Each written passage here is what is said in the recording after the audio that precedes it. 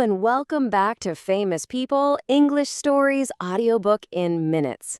Today, we are cracking the code on something we all have to deal with: small talk. You know, that thing that can sometimes feel a little awkward? Well, we're going to change that. We're going to turn it from something you dread into your secret weapon for making real, genuine connections. Let's dive in. Have you ever been there? You know, you're standing next to someone, maybe waiting for a coffee or riding in an elevator, and that just hangs in the air. It's so awkward. Well, what if I told you there's a playbook for this? A set of moves that can turn those moments into actually great conversations. Stick around, because that's exactly what we're going to build today. You know, small talk is kind of like a game that everybody plays, but nobody ever gives you the rule book for. It can feel so tricky, right? You're just expected to know what to do. Well, today, we're going to write that rule book together. We're going to crack the code. And to do that, we're going to be like sports analysts. We're going to break down the game tape of a real-life conversation. It's just a simple chat between a passenger and her taxi driver. It might sound totally ordinary, but trust me, hidden inside this short little exchange are all the secrets to mastering small talk. See, here's the thing. Every single good conversation, whether it lasts for 2 minutes or 2 hours, it has a structure. It's not just random. And once you understand the structure, you can take control and feel way more confident in pretty much any social situation. And here's our roadmap for today. It's so simple. Every single conversation has these 3 parts. You've got the start, that's where you break the ice. Then you've got the middle, which is all about keeping the ball rolling. And finally, the end, where you wrap things up without it being weird. We're going to hit every single one. Okay, now we get to the really good stuff.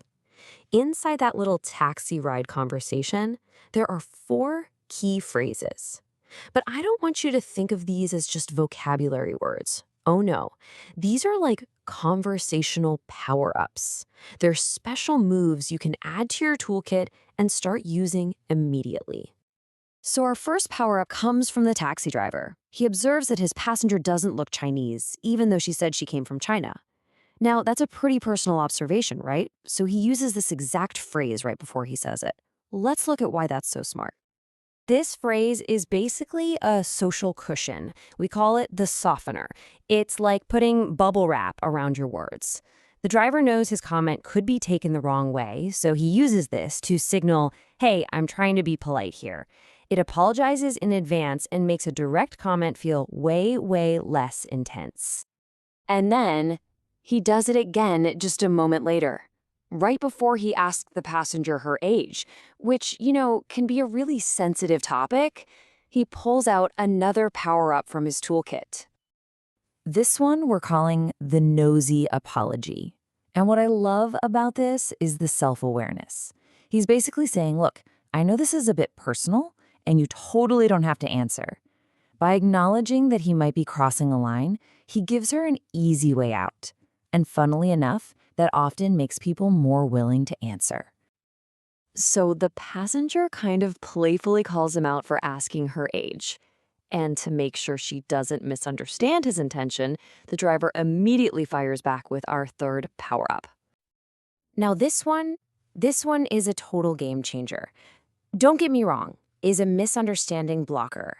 Notice he's not apologizing here. He's clarifying. He's saying, hold on, my intention is to give you a compliment, not to be rude. It's an incredibly powerful way to steer the conversation back in a positive direction. All right, so after the passenger answers his question about her age, she does something brilliant. She keeps the conversation flowing perfectly by tossing the question right back to him with this one simple phrase. And this is the return pass. Now, I know, grammar purists might say it's not perfect English, but in the real world, in spoken English, this is a huge sign of fluency. It's such a smooth, natural way to pass the conversational ball back. It shows you're not just there to talk about yourself, you're actually interested in them too. It creates that perfect balance. Okay, so knowing what to say is half the battle. But the other half, and this is just as important, is knowing what not to say. The driver's question about age, even though he handled it pretty skillfully, brings up a really important point. Conversational red lights. I want you to think about conversation topics like traffic lights. You've got your green light topics. These are things like hobbies, travel, work, movies. They're almost always safe to talk about in Anglo cultures. Go for it. But then you have your red light topics.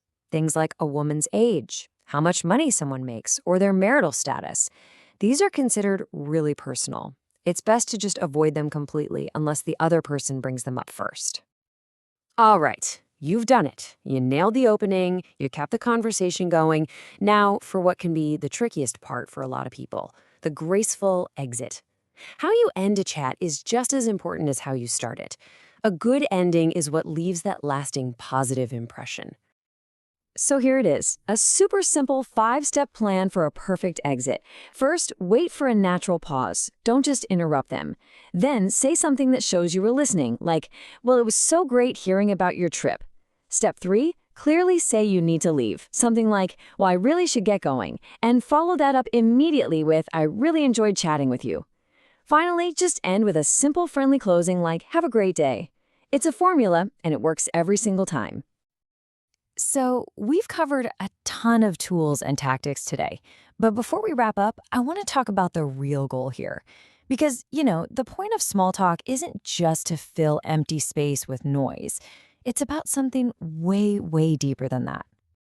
If you only remember one thing from our time together today, please let it be this. The power-ups, the topics, the exit strategy, all of that stuff, they're just tools. The real goal, the true secret to any great conversation is to make the other person feel seen, to make them feel heard, and to make them feel valued. That is how you make a genuine connection. So there you have it. Your playbook is complete. You've got the tools, you've got the strategy. The only question left is, what connection are you going to make today?